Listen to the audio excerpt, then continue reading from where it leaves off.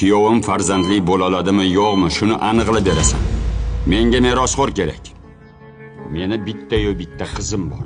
Agar kuyovimdan farzand bo'lmasa, bugunoq ajratib olaman. Tushunarli.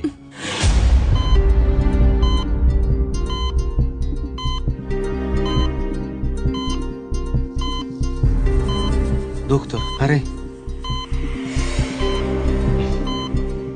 Yaxshi. Tabriklayman. Siz farzandli bo'la olasiz.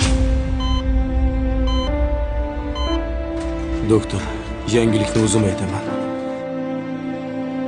Xullas, men farzandli bo'la olmas ekanman.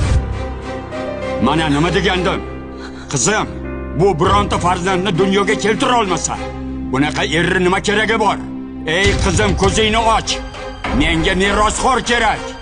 Shuncha boyligim, mol dunyom, zebu ziynatim, shuncha narsa kimga qoladi?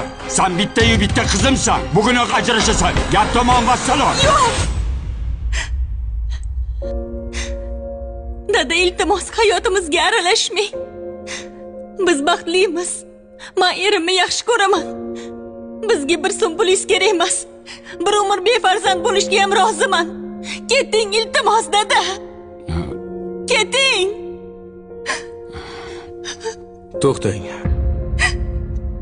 Biz farzandli bo'la olar ekanmiz. Nima? Shunaqa. To'g'rimi, doktor? To'g'ri. Istagancha farzandli bo'la oladi. Faqat ozgina sabr qilinglar.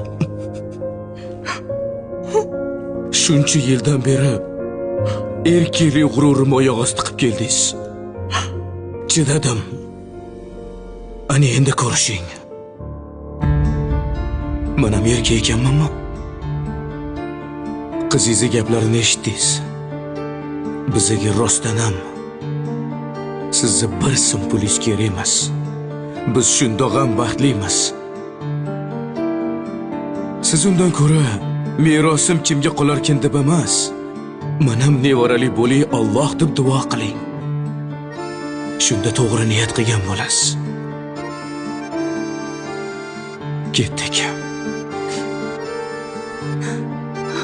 Doktor, rahmat sizga.